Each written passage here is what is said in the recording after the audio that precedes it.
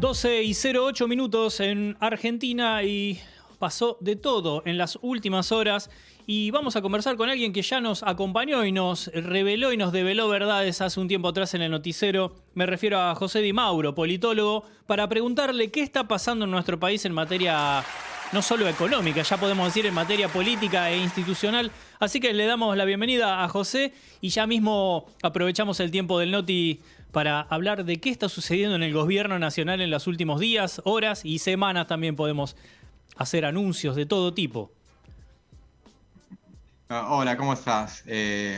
Bueno, lo que está pasando de todo. Como bien decías, la verdad que está todo online, en curso, evidentemente, porque bueno, ayer se produjo finalmente el desenlace de lo que se había iniciado hace 3 semanas con bueno, la salida de Martín Guzmán, que bueno, abrió un dique de contención dentro del propio oficialismo que claramente reclamaba para ocupar ese lugar Sergio Massa. Ya se venía hablando insistentemente durante los últimos meses de la posibilidad de que Sergio Massa se incorporara al Poder Ejecutivo. Bueno, esa vez no pudo ser, luego de intensas negociaciones. Recordemos que estuvo 30 horas hasta que se definió el nombre de Silvina Batakis, pero bueno, lo que no pudo ser aquella vez, ahora sucedió. Y todavía está todavía resolviéndose una serie de cuestiones, o sea, hay unos cuantos nombres que tienen que establecerse, definirse, y, por ejemplo, un dato no menor que es el tema de la Cámara de Diputados, quién va a seguir al frente de la Cámara, que no es un dato menor. Tal cual. Una pregunta para quienes desconozcan el suceder de las últimas semanas. Bueno, sabemos que se dio la salida del ministro de Economía por ese entonces, Martín Guzmán. Luego ingresó, como bien dijiste, unas 30 horas de debate y discusión para el ingreso de Silvina Batakis. Y ahora, en poco tiempo, se pega otro volantazo y quien sucederá a Silvina Batakis es Sergio Massa. ¿Esa idea tiene que ver con justamente giros abruptos por parte del gobierno como manotazos también para resolver esta crisis institucional, política y de alguna manera económica? ¿O es la continuación de un proyecto que se había iniciado precisamente con Batakis? Claramente Alberto Fernández tiene claro que entregar todo lo que le pedía su socio político, que es Sergio Massa, era algo así como entregar lo poco que le queda de poder.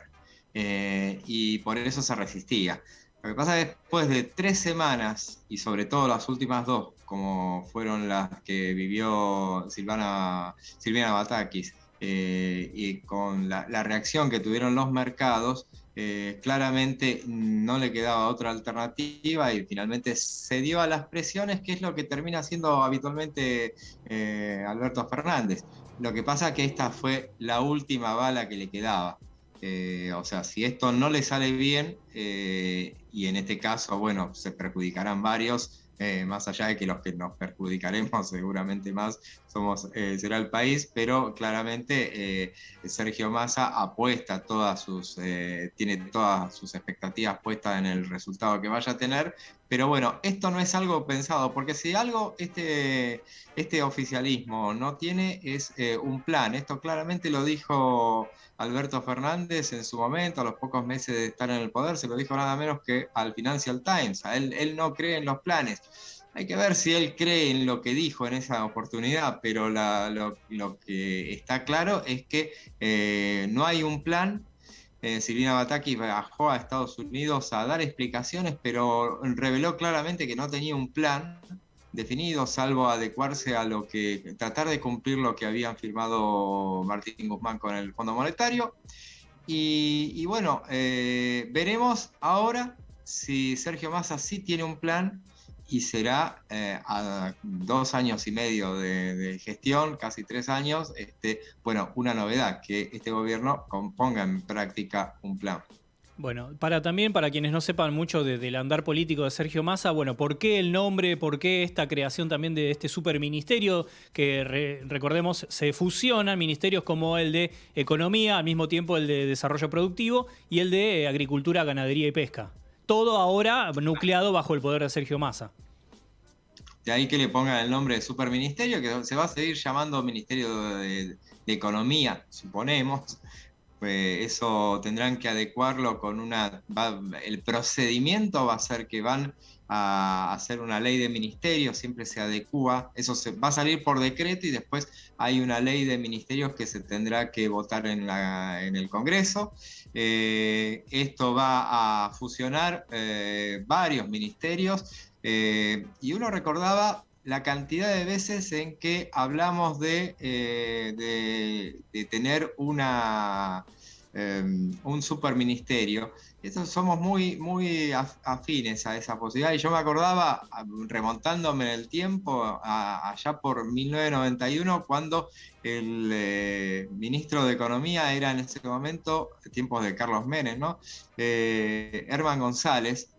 Y si ustedes los que peinan canas se recordarán a lo mejor que le habían puesto Superman. Sí. Y todo a partir de bueno, los poderes con los que llegaba a la gestión y la aplicación sobre todo de un canje compulsivo que fue de los plazos fijos, que fueron los Bonex 89.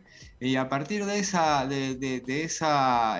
año 89 fue eso justamente, y bueno, después tuvimos a Cavallo, claramente, después Cavallo con Menem, que bueno, implementó la convertibilidad, después el Cavallo versión, la segunda versión que fue con De la Rúa, y quien en ese entonces obtuvo los superpoderes. O sea, siempre en materia económica somos muy afines a darle esa característica. Y después, y a propósito de lo que decía respecto de la acumulación de ministerios, yo recuerdo que, bueno, todo lo contrario fue lo que hizo la gestión de Cambiemos, cuando en 2015 distribuyó las tareas del Ministerio de Economía, lo diluyó el poder en 9 ministerios. O sea, había ministerio, ni siquiera se llamaba de Economía, se llamaba Ministerio de Hacienda. De Hacienda, sí. El ministerio estandarte, digamos. Había un ministerio de finanzas, un ministerio de la producción y el trabajo, y un ministerio de turismo, que también tiene que ver con la economía, ministerio de agricultura, ministerio de energía, ministerio de transporte, de comunicaciones, y el Ministerio del Interior, que también tenía obras públicas y vivienda. O sea, lo diluyó en 9 ministerios.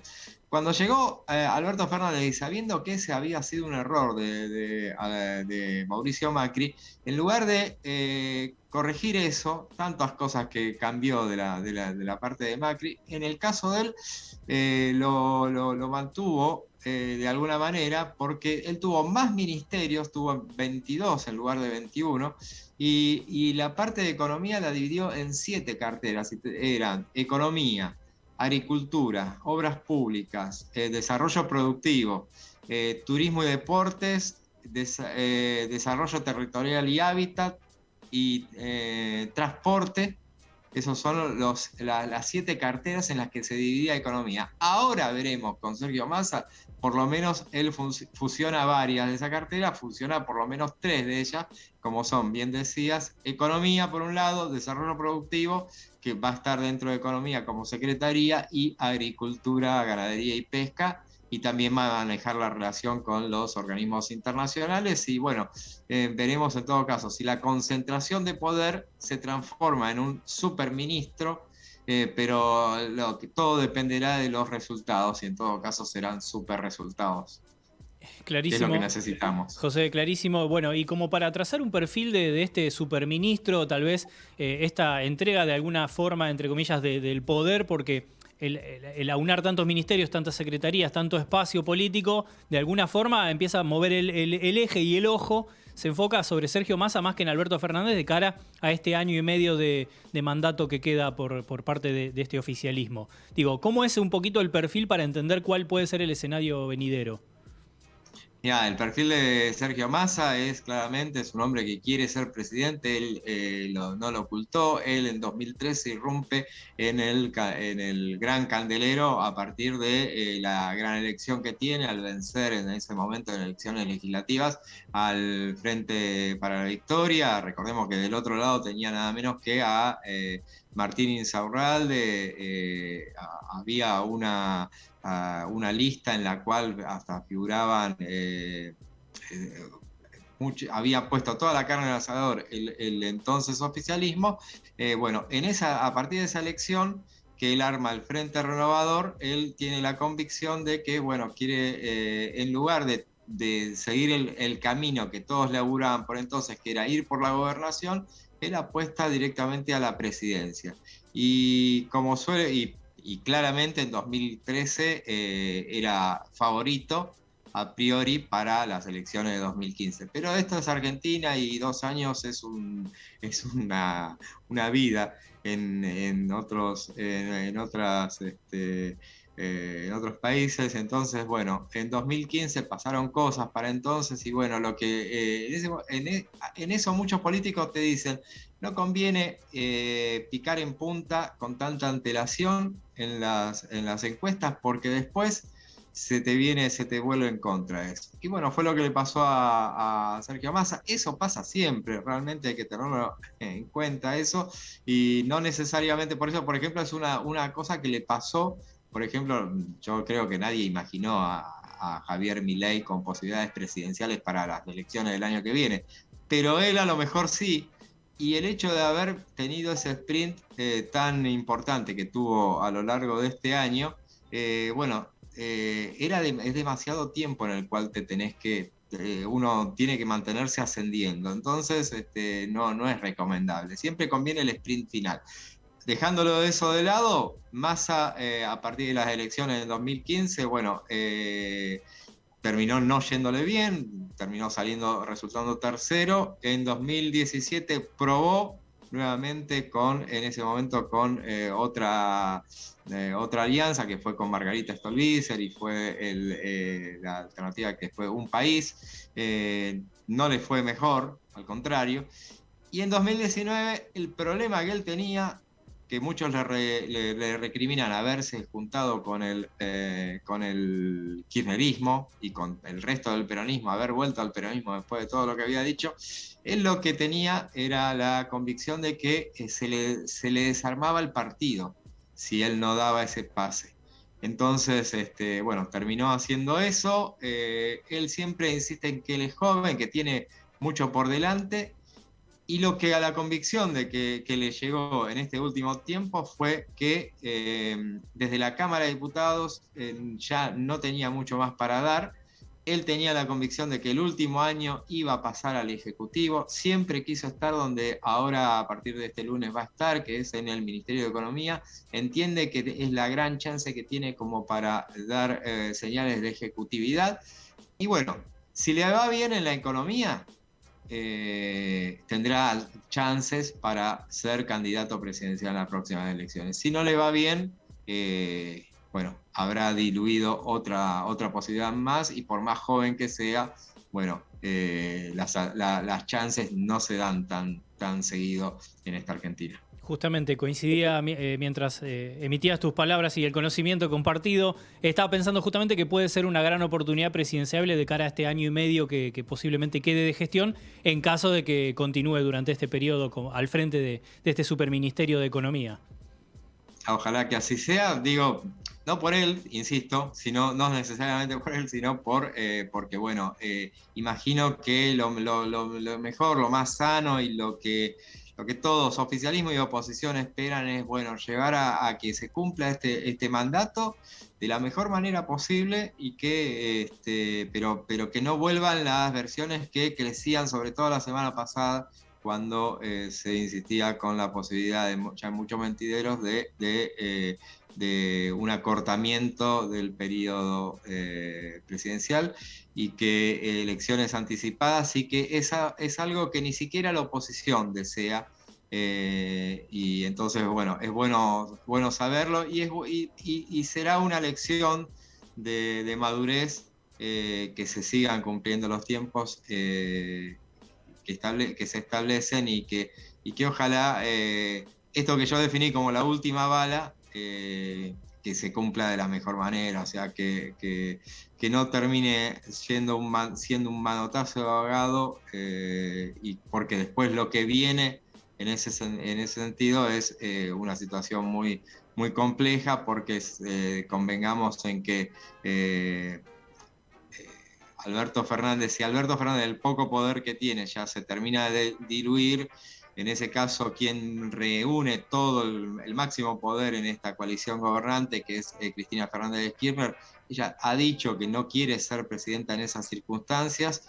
Me parece que en el caso de que falle esta alternativa, no va a quedar muchas otras alternativas.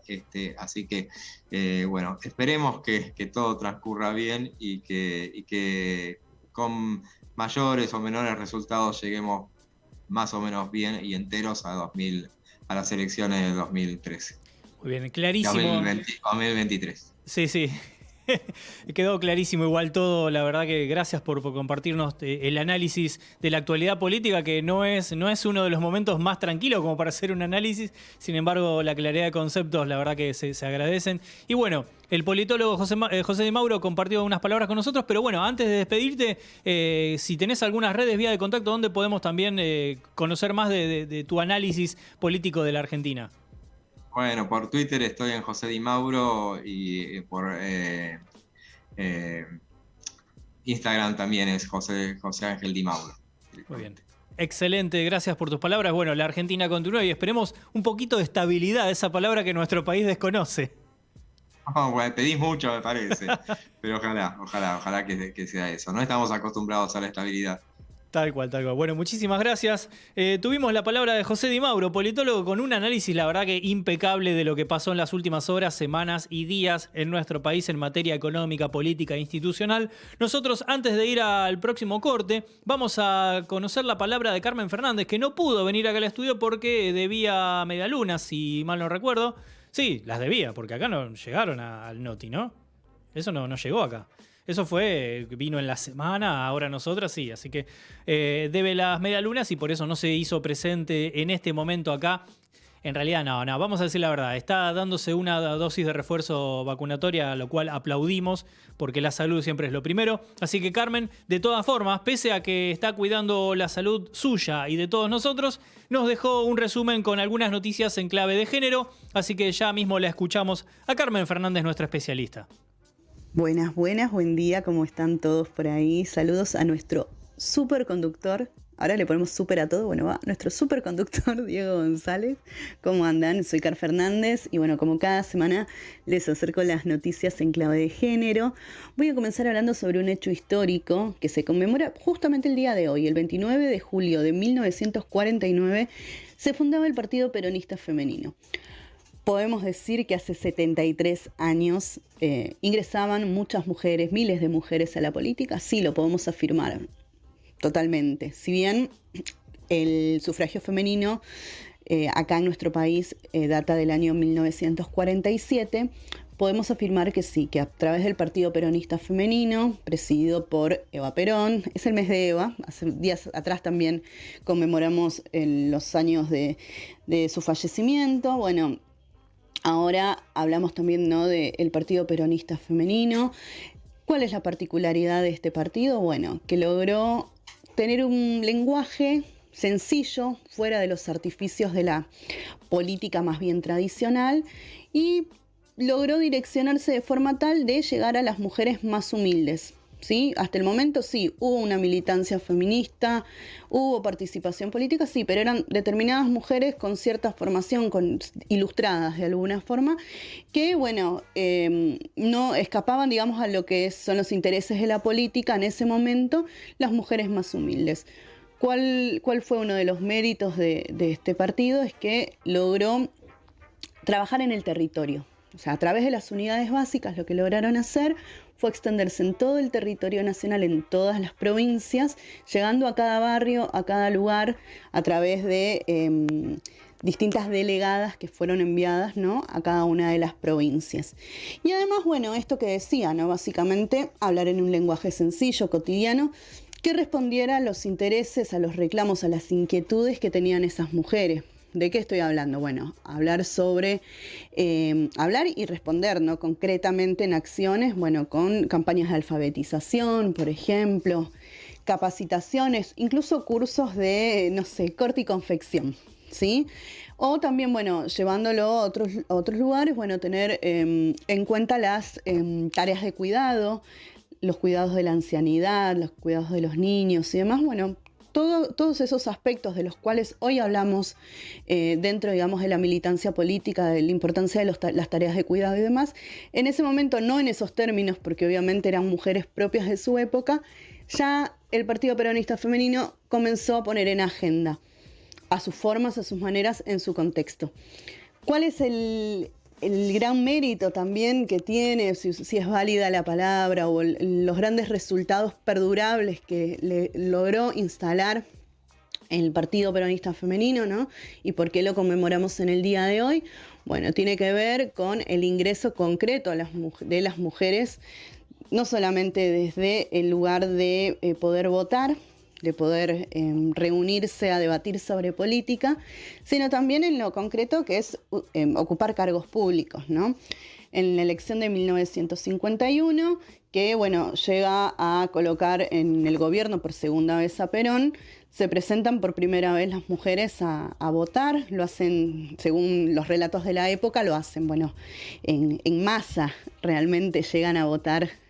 Más del 62% del padrón en ese momento fueron mujeres las que se presentaron y bueno, ocuparon distintos cargos, ¿no? Dejando un saldo más o menos de 109 mujeres electas, lo cual era totalmente novedoso para la época y obviamente transgredió todo lo previo a lo que veníamos acostumbradas y acostumbrados de la política tradicional. Así que bueno, hoy traigo ese datito para que lo tengamos en cuenta y conozcamos un poquito más sobre la efeméride del día de la fecha. Muy bien, muchísimas gracias, Super Carmen, vamos a decirle entonces así, ya que ella lo determinó para esta mañana. Pero bueno, eso no es todo, porque Super Carmen tiene más super noticias justamente, y una tiene que ver con Indiana y abuso en cárcel, la otra tiene que ver con los carabineros de Chile, y finalmente una tercera noticia luego de esta tandita, que tiene que ver con bebé con 2 madres legales. Así que vamos a escuchar a Super Carmen qué tiene para contarnos de estas notas. En Indiana, reclusas denunciaron que detenidos sobornaron a un guardia para violarlas. Asimismo, sostuvieron que después del ataque, los funcionarios de la cárcel las castigaron dejando las luces encendidas durante más de 72 horas seguidas, negándoles los privilegios básicos, los normales, y confiscando almohadas, mantas y artículos de higiene personal. Muy bien, vamos con la próxima noticia ahora. Tiene que ver con el país vecino, con Chile, donde por primera vez asumirá una mujer trans como carabinera. Se trata de Isabela Panes, quien tiene 28 años, y a partir de ahora será asistente de oficina en apoyo de labores operativas en Carabineros. Desde este espacio, ¿no?, le han dado una cálida bienvenida a través de un comunicado donde se han destacado los avances en materia de diversidad e inclusión que su nombramiento significa. Bueno, y para cerrar, un bebé llevará el apellido de sus 2 mamás. La justicia de la provincia de Corrientes ordenó al registro civil de la ciudad de Goya la rectificación de la partida de nacimiento de un niño para que conste como hijo de 2 madres. El caso comenzó en octubre del año pasado, cuando el registro civil impidió que el niño llevara el apellido de la madre no gestante. Bueno, vemos de esta forma como la justicia sigue, ¿no?, adaptándose a los nuevos modelos de familia. Así que bueno, desde acá nos ponemos felices por eso. No me queda más que agradecerles nuevamente por estar del otro lado como cada viernes, enviarles un saludo a todos ahí en el piso y nos estaremos escuchando o viendo en el mejor de los casos prontito. Buen fin de semana.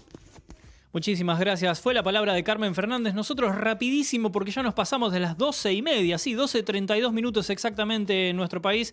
Tenemos que hacer un flash informativo, la última de las canciones de este Noti, y ya volvemos con muchísima más información. Quédense ahí que ya venimos. Superministerio. El Gobierno Nacional anunció la unificación de los ministerios de Economía, Desarrollo Productivo, Agricultura, Ganadería y Pesca, y el designado para estar al frente es Sergio Massa. El lunes dará a conocer a sus funcionarios y el martes su reemplazo en la Cámara de Diputados. Fijos más altos. Desde este viernes, la tasa de interés por plazos fijos en pesos pasa de 52 al 60%. La medida es para compensar a ahorristas las actuales subas de precios. Pacientes seguros. Este viernes se presenta el proyecto de ley Nicolás contra la mala praxis y seguridad de pacientes ante intervenciones médicas. La iniciativa se presenta en la Cámara de Diputados con participación de legisladores y organizaciones sociales. Euroeconomía. El viejo continente también padece los efectos de la inflación, que este mes alcanzó un récord de 8,9% interanual. Esta cifra marca un hito en el aumento de precios en la historia europea. Alerta rojo. Hugo Moyano comunicó que no se presentará como candidato en las elecciones en Independiente. El club de Avellaneda está en crisis y conocerá nuevo presidente el 2 de octubre de este año.